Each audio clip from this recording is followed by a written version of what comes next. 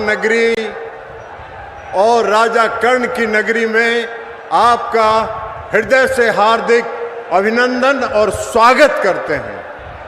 और प्रधानमंत्री जी, आपको स्मृति चिन्ह अभी मैंने दिया है, उसमें मां का जो 52 शक्तिपीठ है उसमें एक शक्तिपीठ मुंगेर में भी है, जहां मां का नेत्र गिरा है।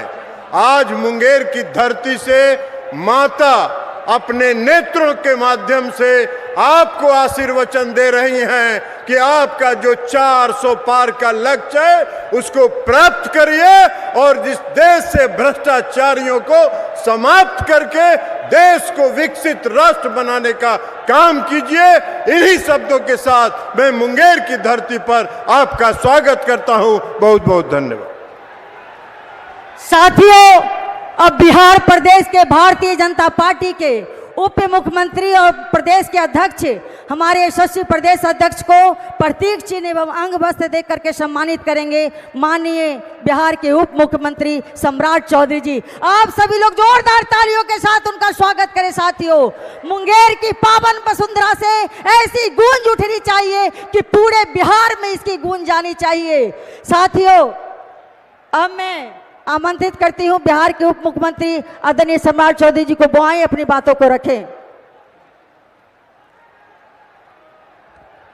बोलिए भारत माता की जय। जय श्री राम, जय जय श्री राम।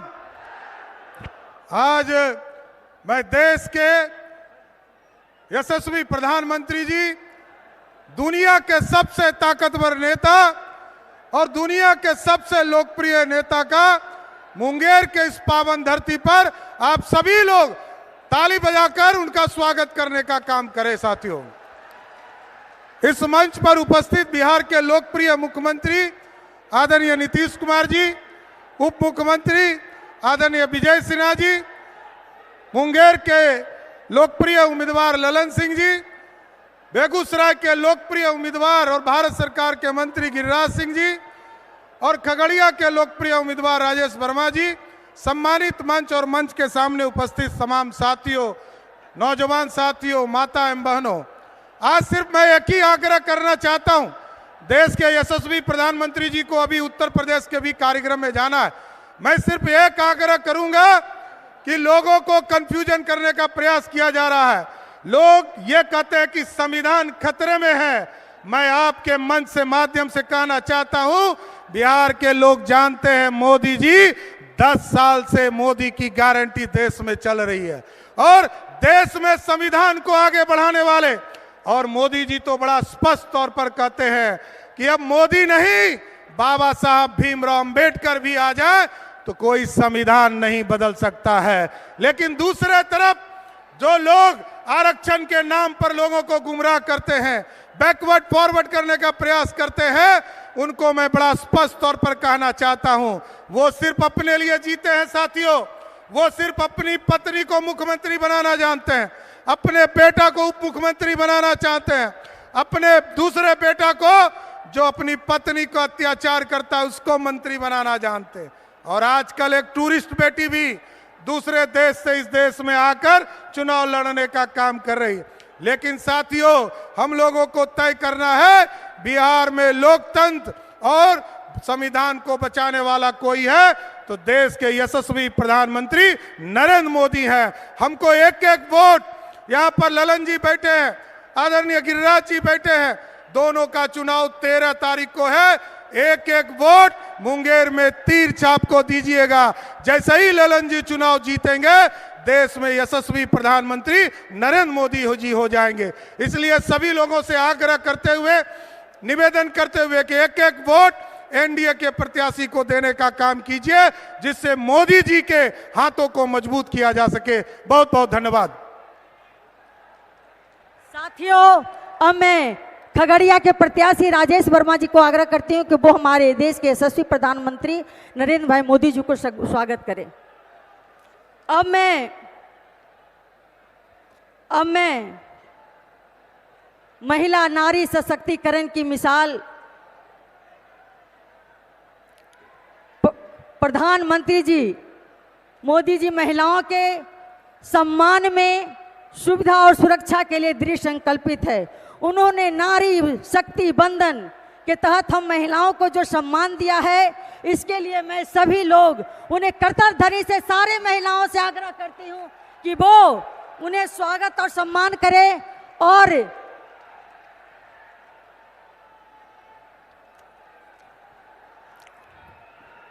मैं बिहार के मुख्यमंत्री माननीय नीतीश कुमार जी से आग्रह करती हूं कि वो आए और अपनी बातों को रखें। माननीय उप मुख्यमंत्री नीतीश कुमार जी।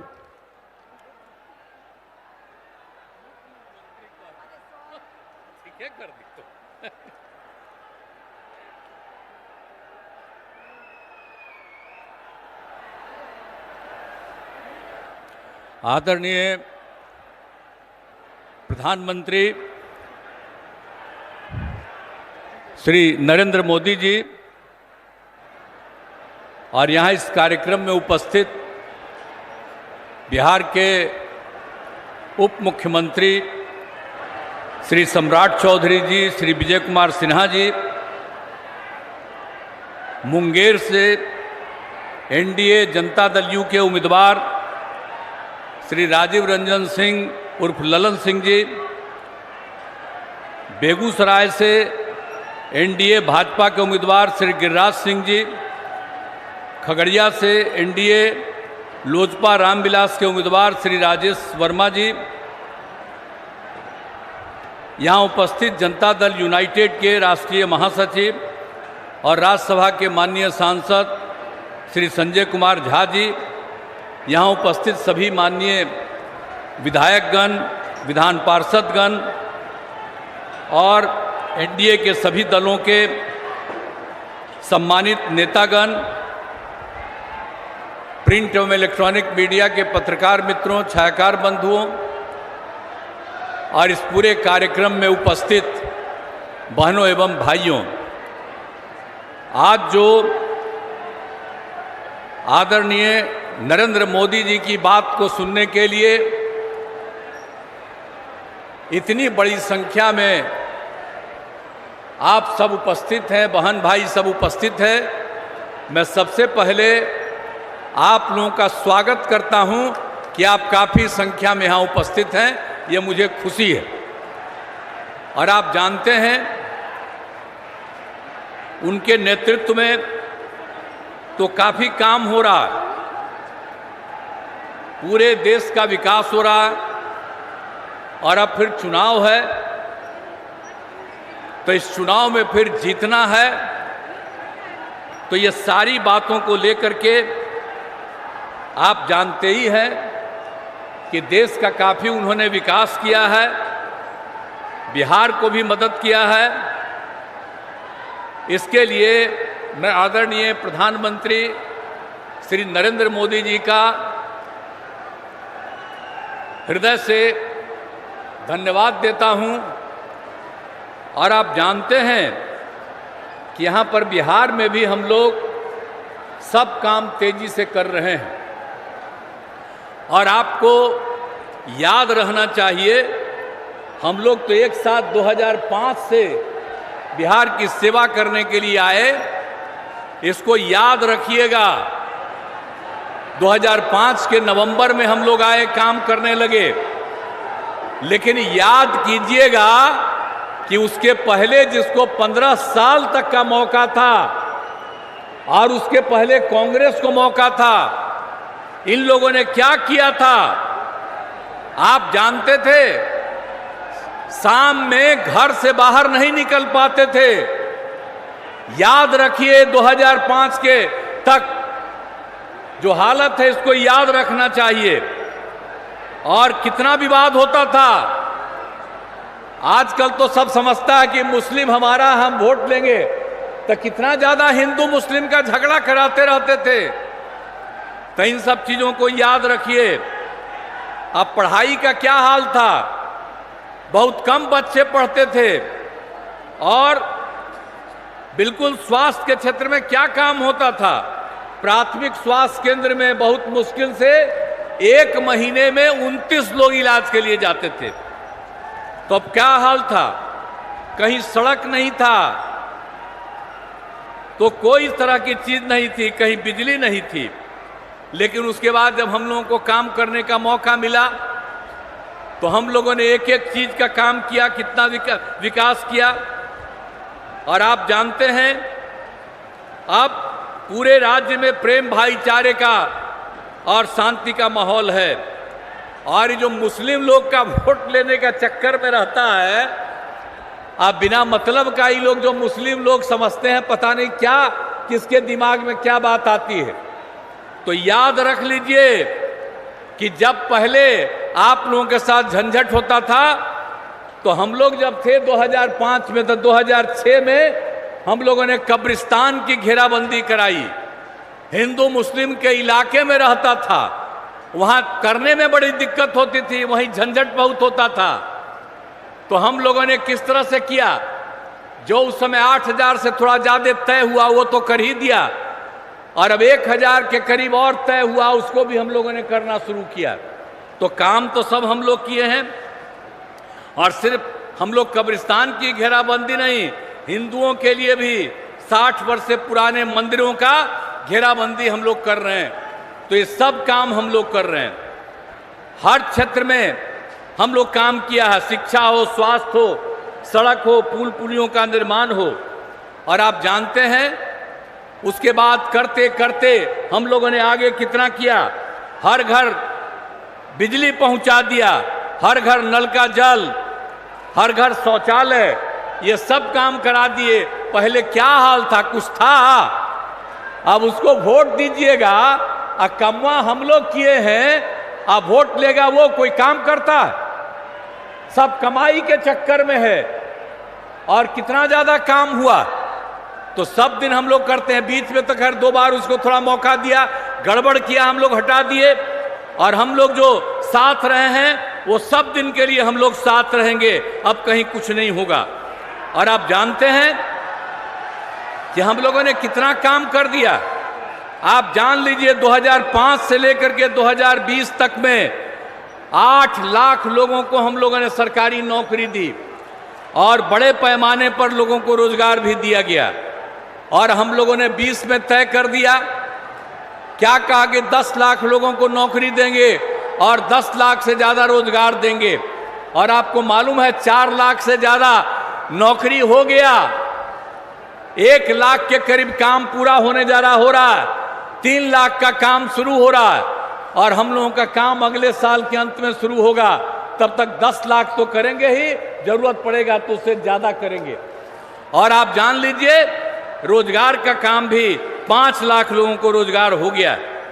तो एक एक तरह से हम लोग न्याय के साथ विकास के सिद्धांत पर काम करते रहते हैं। तो इसीलिए याद करिए कि जो दूसरे लोग के चक्कर में, उन लोगों के चक्कर में मत रहिए, अनाप शनाप बोलता रहता है। तो इसीलिए अब मुंगेर जिला में कितना काम हुआ है, शिक्षा, स्वास्थ्य, सड़क, बिजली, पानी, कितना काम हुआ। मुंगेर जिले में इंजीनियरिंग कॉलेज, पॉलिटेक्निक संस्थान, महिला ITI और सभी अन्य मंडलों में ITI की स्थापना हुई। अब एक एक काम हम लोगों ने किया है।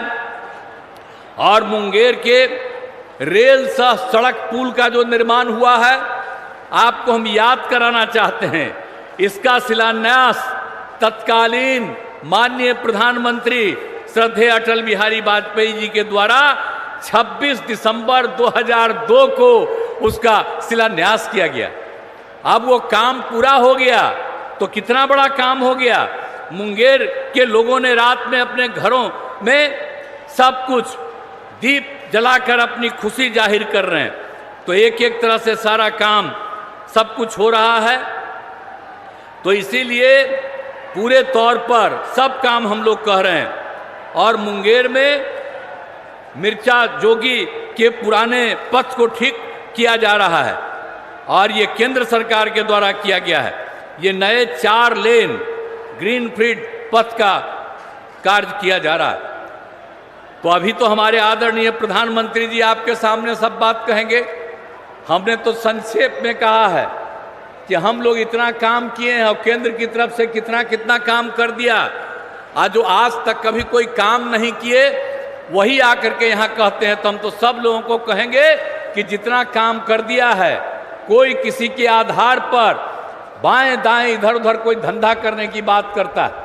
अब यहाँ बताइए, यहाँ पर जो बेचारे हैं, आप यहाँ पर किसी को कैंडिडेट बना दिया। अब जो ललन बाबू जो यहाँ से है, अब किसको कैंडिडेट बना दिया? क्या मतलब है? सारा काम हम लोग किए हैं, आज जात के आधार पर कुछ वोट के चक्कर में है। आप जान लीजिए, जात के आधार पर एक वोट नहीं देना चाहिए, काम के आधार पर वोट देना चाहिए। और हम लोग बाकी सब लोग अपने परिवार को कराता है, बाल बच्चा को कराता है। यहाँ पर आदरणीय प्रधानमंत्री हैं, आप देखिए कोई बाल बच्चा को करते हैं। बिहार में भी हम लोगों को मौका मिला है, हम लोगों ने अपने परिवार को किसी को कुछ किया है, लेकिन कुछ लोग अपने परिवार को ही सब कुछ करते रहते हैं। तो याद रखिए, कभी ये सब नहीं होना चाहिए।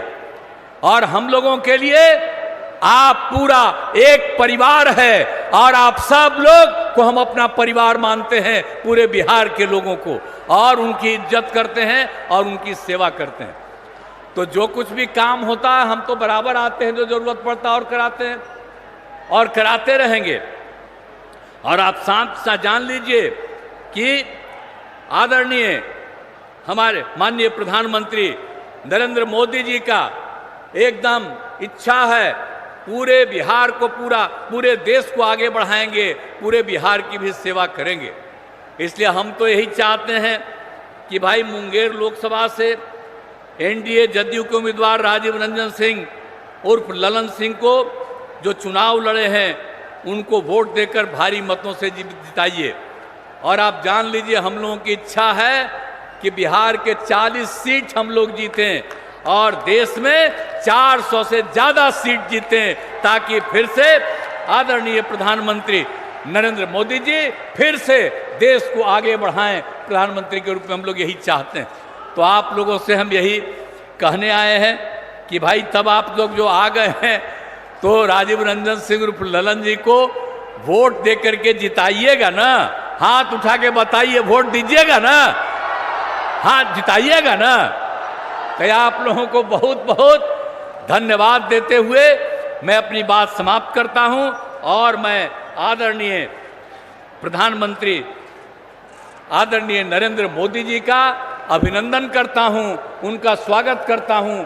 और वो यहाँ पर आए हुए हैं, वो आपके सामने सारी बात कहेंगे और पूरा देश बहुत आगे बढ़ेगा, यही हमको पूरी की पूरी उम्मीद है। इन्हीं शब्दों के साथ आप सबको बहुत धन्यवाद। और वो यहाँ पधारे हैं, इसके लिए मैं उनका नमन करता हूँ कि वे यहाँ आ गए हैं और अभी लगातार पूरे देश में भी जा रहे हैं, अब बिहार में भी कई जगह आ गए। बड़ी खुशी की बात है, आगे भी आते रहेंगे आप लोगों के बीच में। तो सब लोग एकदम बुलंद रहिए और खूब आगे बढ़िएगा। आप पहले कभी कोई पहन करके कपड़ा भी पहन करके चलते थे दीदी, आजकल कितना बढ़िया लग रहा है। तो आप समझ लीजिए और आगे बढ़िएगा। लेकिन गलती से उन लोगों को वोट दे करके अगर दे दीजिएगा तो निश्चित रूप से फिर बर्बाद हो जाइएगा, कुछ नहीं रहेगा। उस सब लोगों का पैसा अपने लेकर के अपने तरफ अपना काम करता रहेगा। इसलिए आपसे आग्रह है कि पूरे तौर पर एकजुट होकर के आप काम कीजिए। मैं इन्हीं शब्दों के साथ आप सबको धन्यवाद देते हुए मैं अपनी बात समाप्त करता हूं। जय हिंद। बहुत बहुत धन्यवाद, आभार उप मुख्यमंत्री नीतीश कुमार जी। अब मैं आप लोगों के बीच, जिनको सुनने के लिए आप सभी लोग इस तपती दोपहरी में यहाँ पर उपस्थित हैं, मुंगेर की पावन वसुंधरा माननीय मोदी जी को जय श्री राम।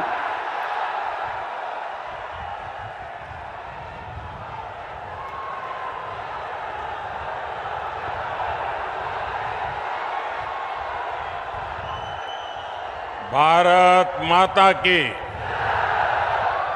भारत माता की, भारत माता की। चंडिका माई के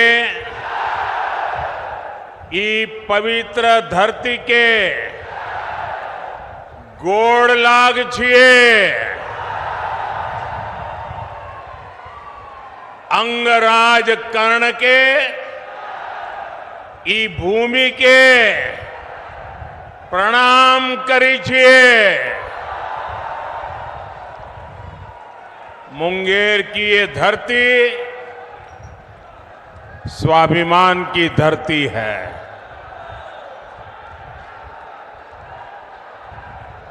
विरासत की धरती है। इस क्षेत्र ने भारत की समृद्धि का वो दौर देखा है जिसकी कई बार कल्पना तक मुश्किल हो जाती है। आज एनडीए सरकार भारत की वही समृद्धि लौटाने का प्रयास कर रही है और इस प्रयास समय दुनिया भी जानती है कि ये समय भारत का समय है। दुनिया को भी लगता है कि जितनी मजबूत सरकार भारत के लोग बनाएंगे, दुनिया को भी उतनी ही मजबूती मिलेगी। 10 साल में भारत की ये जो साख बढ़ी है, आज दुनिया में भारत का डंका बज रहा है कि नहीं बज रहा है?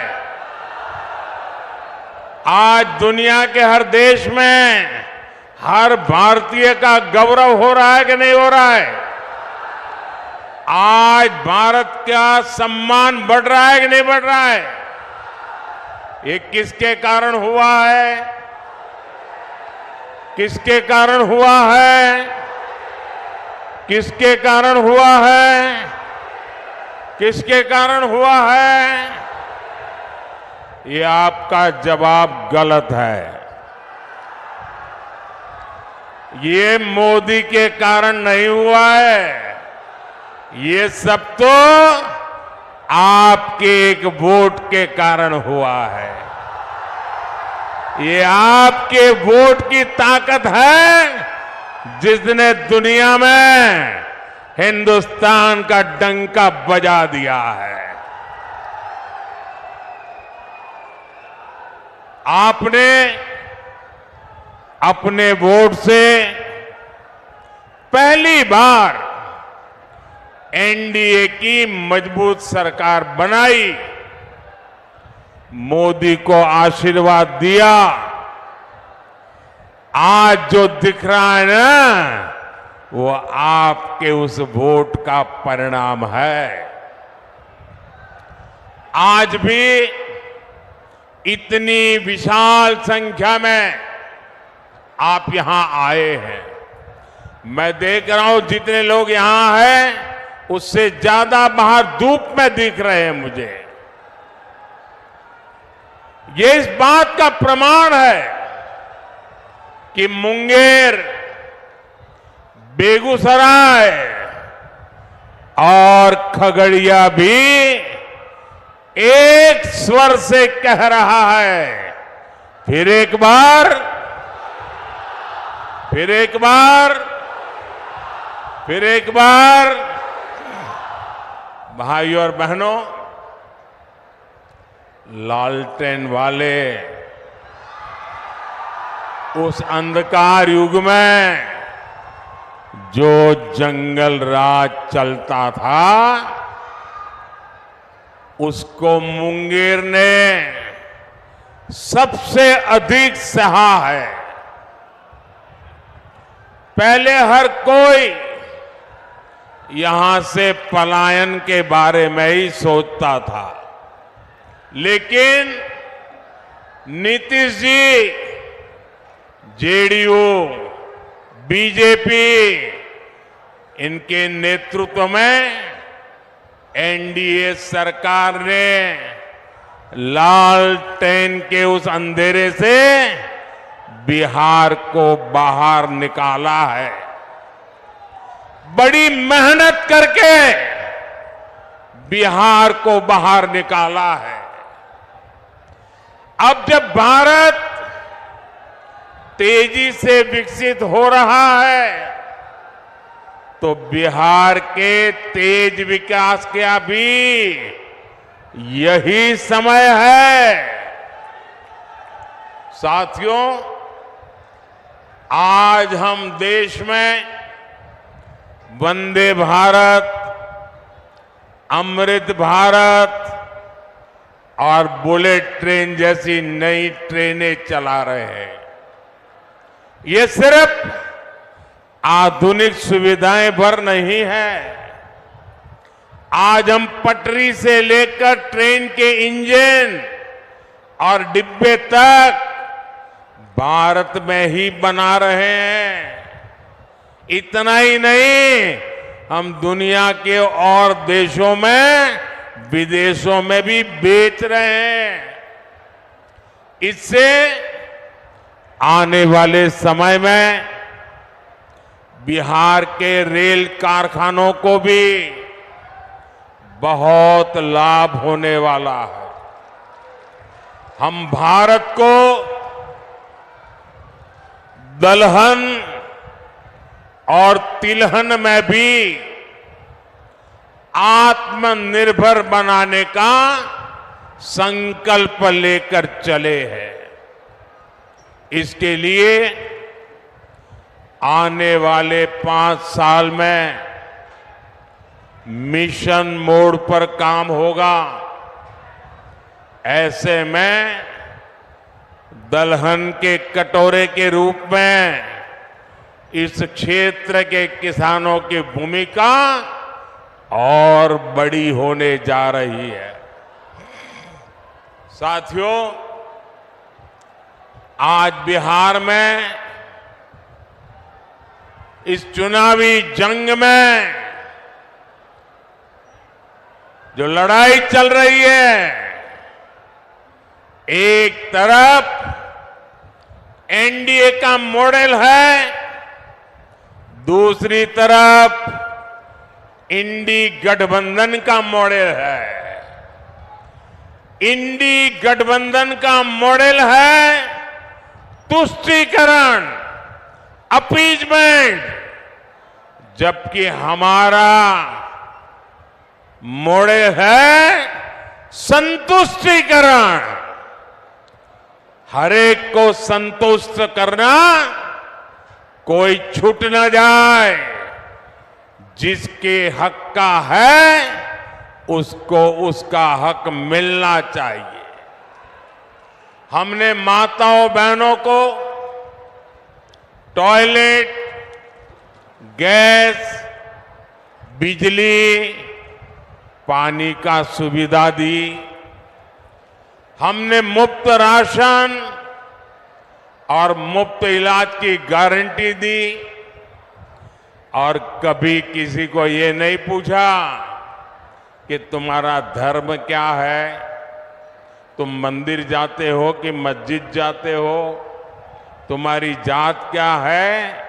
हमने तो कहा जो इसका हकदार है उनको सबको मिलेगा, और यही सच्चा सेक्युलरिज्म है, यही सच्चा सामाजिक न्याय है। हमने गरीबों के पक्के घर बनाए, वो भी माताओं बहनों के नाम किए। लेकिन इंडी गठबंधन अपनी पूरी ताकत सिर्फ और सिर्फ तुष्टीकरण पर लगा रहा है।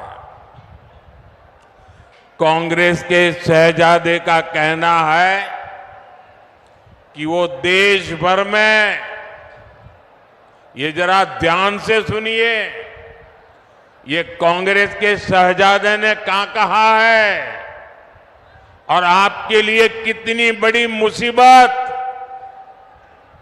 वो लाने वाले हैं, ये जरा समझने की जरूरत है। कांग्रेस के शाहजादे ने कहा है कि देश भर में हर परिवार की उसकी कमाई का, उसकी मिल्कत का, उसकी प्रॉपर्टी का सर्वे करेंगे। परिवार के पास क्या होता है? कुछ छोटी मोटी बचत होती है, छोटी मोटी गुमटी, दुकान, मकान होता है। हमारी बहनों के पास कुछ जेवर गहने होते हैं, और स्त्री धन तो हमारे यहां बहुत पवित्र माना जाता है। मंगलसूत्र होता है। भ्रष्टाचार करके लोगों को तबाह करने वाली कांग्रेस की बुरी नजर अब आपकी संपत्ति पर पड़ गई है। साथियों, कांग्रेस कहती है कि वो किसानों के घर और जमीन के सर्वे कराएगी और आप पर विरासत टैक्स लगाएगी, और कहते हैं वो एक्सरे निकालेंगे हर एक का, हर परिवार का एक्सरे निकालेंगे। यानी आप अपनी पूरी संपत्ति, आज तो आपके पास जो भी है, मरते समय आप अपने बच्चों को दे देते हैं। कोई लिख करके जाता है या मरने के बाद उनके बच्चों को मिल जाता है। लेकिन अब कांग्रेस ऐसा घोषणा पत्र लेके आई है, कांग्रेस ने ऐसी घोषणा की है कि अब आप अपना खेत खलियान, घर, दुकान जो आपकी मेहनत से बना है, जिसके मालिक आप हैं, अब आप अपने बच्चों को नहीं दे पाएंगे। कांग्रेस का कहना है, शाहजादे के गुरु कह रहे हैं कि अब उसमें से आधे से अधिक कांग्रेस सत्ता में आई तो वो उसको हड़प लेंगे। यानी आपके पास गांव में 4 कमरों का घर है, तो आपके बाद आपकी संतान को 4 कमरे वाला घर नहीं मिलेगा, उसमें से 2 कमरे वो हड़प कर लेंगे।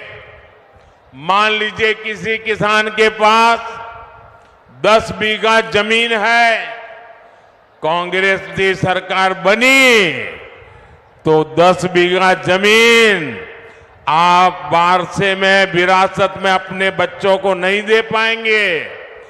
5 बीघा जमीन आपको बच्चों को देनी है, 5 बीघा सरकार में जमा करनी है। ऐसा भयानक विचार लेकर के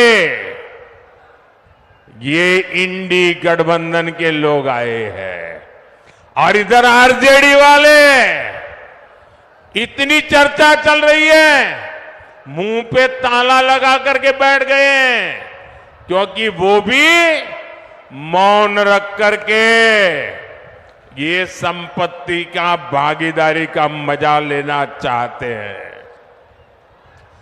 विरासत टैक्स के रूप में कांग्रेस अपनी जो खासम खास वोट बैंक होगी, आरजेडी की अपनी जो खासम खास वोट बैंक होगी, ये जो आपका लूट लेंगे वो उनको बांट देंगे।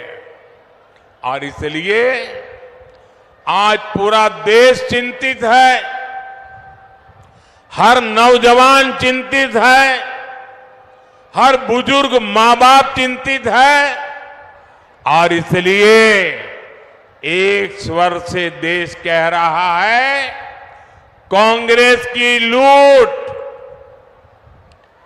कांग्रेस की लूट जिंदगी के साथ भी, जिंदगी के बाद भी, मरने के बाद भी लूटेंगे।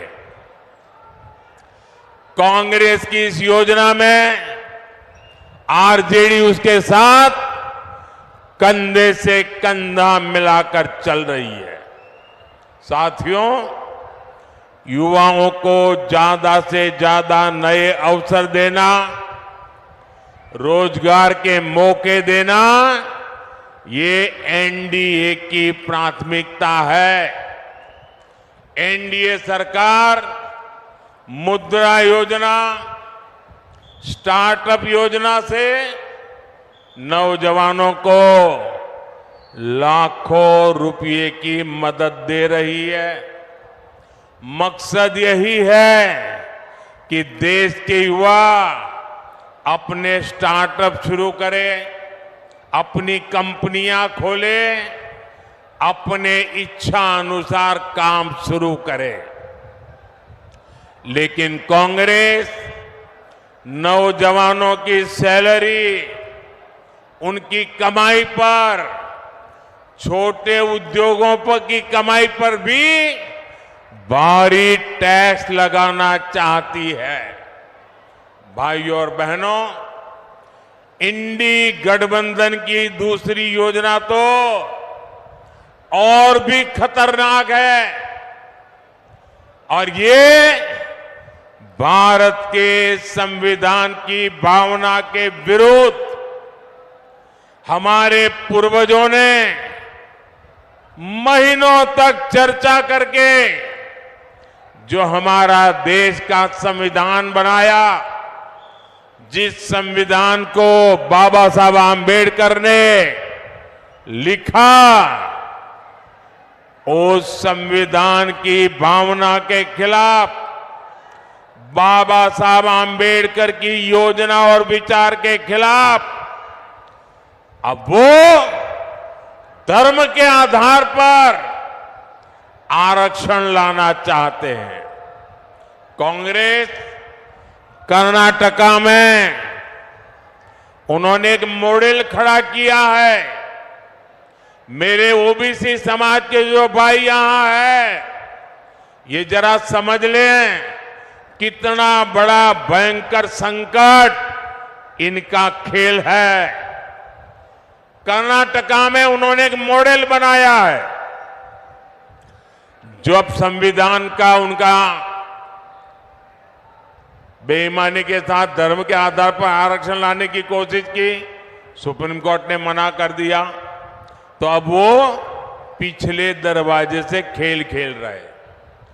और इसलिए उन्होंने क्या किया, कर्नाटका में ओबीसी को जो 27% आरक्षण संविधान ने दिया है, बाबा साहब आम्बेडकर ने दिया है, भारत की संसद ने दिया है, उन्होंने क्या किया, रातों रात कर्नाटका में जितने भी मुसलमान समाज के लोग हैं,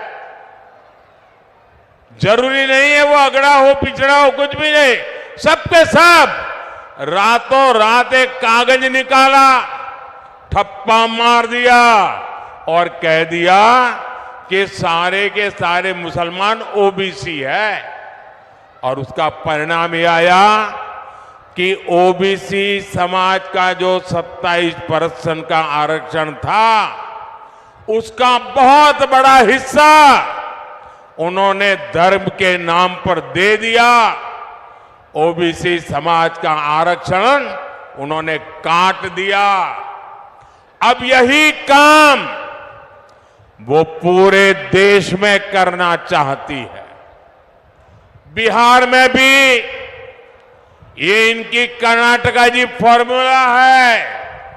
वो इंडी गठबंधन वाले यादव हो, मंडल हो, कुर्मी हो, कुशवाहा हो, निषाद हो, ऐसी जितनी भी पिछड़ी जातियां हैं, उनको जो आरक्षण मिला है अब वो उसमें से डाका डालेंगे, लूट लेंगे और धर्म के नाम पर बांट देंगे, अपनी वोट बैंक को देना चाहते हैं।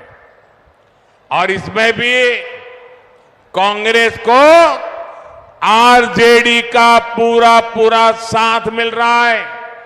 ओबीसी का हक लूटने का एक खेल चल रहे हैं और आरजेडी वाले तालियां बजा रहे हैं। लेकिन ये लोग कान खोलकर सुन ले, जब तक मोदी है तब तक ये एससी, एसटी, ओबीसी का हक छीनकर धर्म के आधार पर नहीं बांट पाएंगे। और ये मोदी की गारंटी है।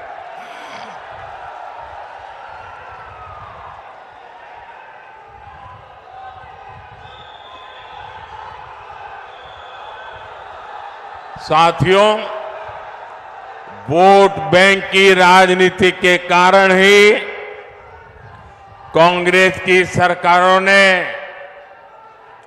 हमारी हजारों वर्षों की समृद्ध विरासत की सूध नहीं ली। आज जब मैं गर्व के साथ पूरी दुनिया में जाकर कहता हूं कि भारत लोकतंत्र की जननी है, तो ये आरजेडी, कांग्रेस, लेप वाले मेरे देश की मजाक उड़ाते हैं। ये मजाक सिर्फ मोदी का नहीं है, बल्कि बिहार के महान लोकतांत्रिक इतिहास का मजाक है।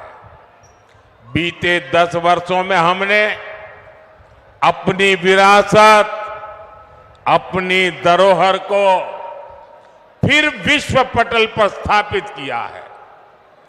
गुलामी की मानसिकता से गिरे गए लोग अब चाहकर भी इस नए भारत को बदल नहीं सकते।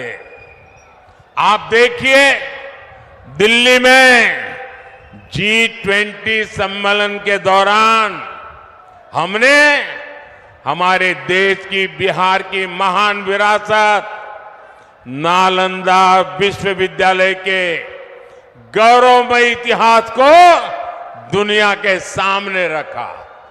आज दुनिया के जो जितने G20 के बड़े नेता हैं, उनके घर में नालंदा के उस विश्वविद्यालय के साथ फोटो है। एनडीए भारत को 21वीं सदी के वैश्विक ज्ञान का केंद्र बनाने के लिए समर्पित है। मुंगेर में विश्व का सबसे बड़ा योग का विद्यालय है। पद्मश्री पूज्य स्वामी निरंजनानंद सरस्वती जी के प्रयासों से पूरे विश्व से लोग यहां योग सीखने आते हैं। लेकिन गुलामी की मानसिकता से भरे दलों ने तो हमारे योग तक को विदेशियों के हवाले कर दिया था। आज पूरी दुनिया जून के महीने में अंतर्राष्ट्रीय योग दिवस मनाती है। उसे मुंगेर को, बिहार को गर्व होना बहुत स्वाभाविक है। साथियों, अब भाजपा ने योग और आयुर्वेद को वैश्विक बनाने के लिए बड़ी घोषणाएं की हैं। एनडीए सरकार योग और आयुर्वेद के लिए विश्व स्तर पर मान्यता देने की, प्रमाण पत्र देने की व्यवस्था स्थापित करेगी। एनडीए सरकार दुनिया के लिए योग और आयुर्वेद के प्रमाणित पाठ्यक्रम बनाने के लिए इससे जुड़े संस्थानों को मदद देगी। इससे योग और आयुर्वेद सेक्टर में हमारे नौजवानों के लिए पूरी दुनिया में अवसर बनेंगे। साथियों, मोदी का एक और मिशन भारत को हमारे छोटे किसानों के मोटे अनाज श्री अन्न को दुनिया में घर घर पहुंचाने का है। बिहार में हमारे किसान बड़ी मात्रा में श्री अन्न उगाते हैं। ये देश के करोड़ों छोटे किसानों की कमाई को कई गुना बढ़ाने वाला है। भाई और बहनों, यहां इस क्षेत्र में तो साक्षात माता सीता जी के निशान है। 500 साल बाद अयोध्या में प्रभु राम का भव्य मंदिर बना है।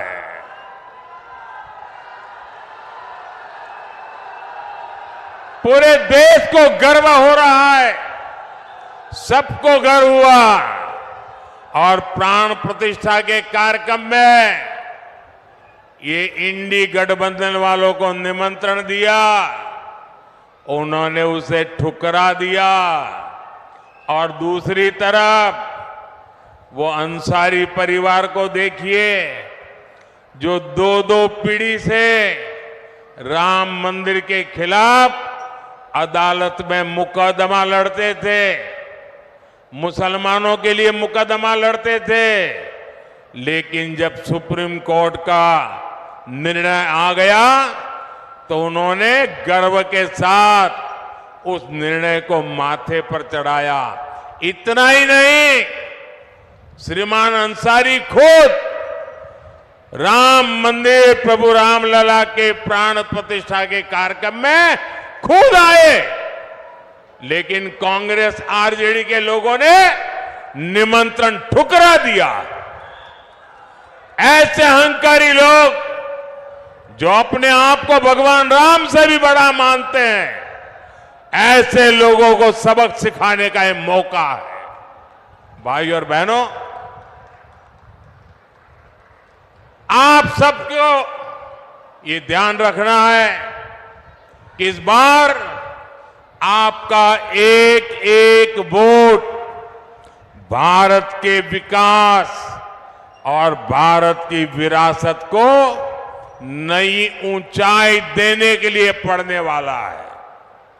और इसलिए मुंगेर से हमारे मित्र श्रीमान राजीव रंजन जी, बेगूसराय से गिरिराज सिंह जी और खगड़िया से राजेश वर्मा जी को हर बूथ पर विजयी बनाना है।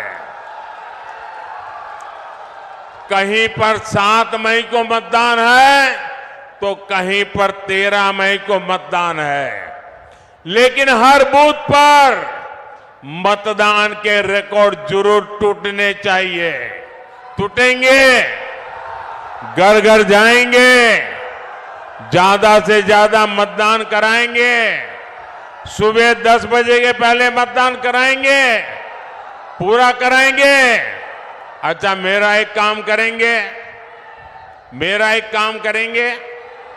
ये मेरा काम है, ललन सिंह का नहीं है, गिरिराज का नहीं है, मेरा काम है। करेंगे, पक्का करेंगे।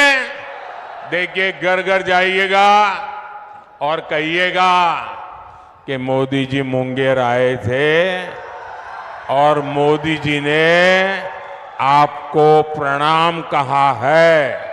मेरा प्रणाम पहुंचा देंगे, हर परिवार में मेरा प्रणाम पहुंचा देंगे। जब हर परिवार में आप मेरा प्रणाम पहुंचाएंगे ना, तो हर परिवार मुझे आशीर्वाद देगा।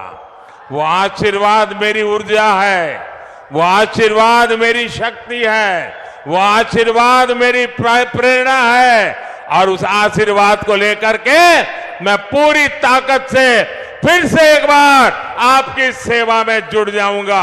मेरे साथ बोलिए भारत माता की, भारत माता की, भारत माता की। बहुत बहुत धन्यवाद।